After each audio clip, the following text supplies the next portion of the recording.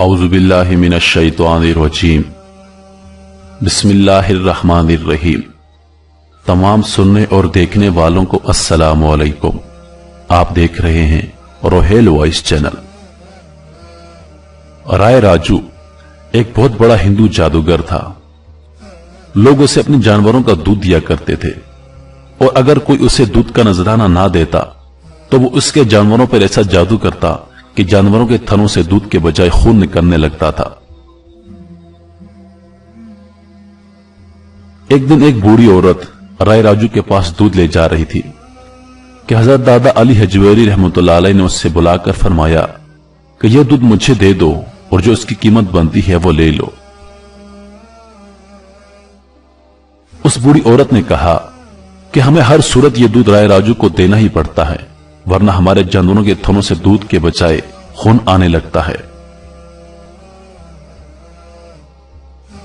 اس پر حضرت دادا صاحب رحمۃ اللہ علیہ نے مسکرا کر فرمایا کہ اگر تم یہ دودھ مجھے دے دو تو تمہارے جانوروں کا دودھ پہلے سے کہیں زیادہ بڑھ جائے گا۔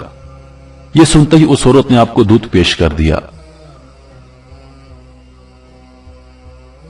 جب وہ عورت اپنے گھر گئی تو یہ دیکھ کر اس کی حیرت کی انتہا نہ رہی کہ اس کے جانوروں میں اس قدر دودھ تھا کہ تمام برتن بھر جانے کے بعد بھی تھونے سے دودھ ختم نہیں ہو رہا تھا۔ جب آپ رحمت اللہ علیہ کی یہ زندہ کرامات لوگوں میں عام ہوئی تو گرد و نواز سے لوگ دودھ کا نذرانہ لے کر آپ رحمت اللہ علیہ کی خدمت میں حاضر ہونے لگے۔ ایک طرف تو لوگوں کی عقیدت کا یہ حال تھا اور دوسری طرف رائے راجو یہ معجزہ دیکھ کر آگ بگولا ہو گیا تھا۔ آخر کر آپ رحمت اللہ علیہ کی بارگاہ میں حاضر ہوا اور انہیں مقابلے کے لیے للکارا اور کہا کہ اگر آپ کے پاس کوئی کمال ہے تو دکھائیے۔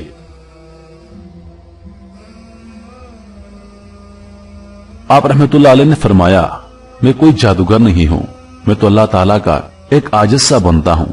ہاں اگر تمہارے پاس کوئی کمال ہے تو تم دکھاؤ۔ یہ سنتے ہی رائے راجو اپنے جادو کے زور پر ہوا میں اڑنے لگا۔ آپ رحمت اللہ علیہ یہ دیکھ کر مسکرائے اور اپنے جوتے ہوا میں اچھال دیے۔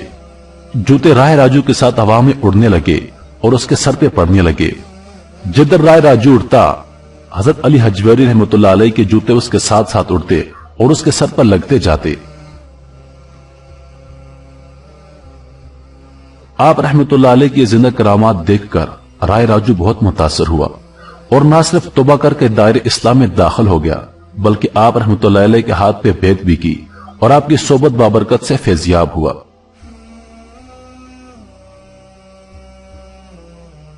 حضرت دادا گنج بخش رحمت اللہ علیہ نے اس کا نام احمد رکھا اور شیخ ہندی کا خطاب عطا فرمایا۔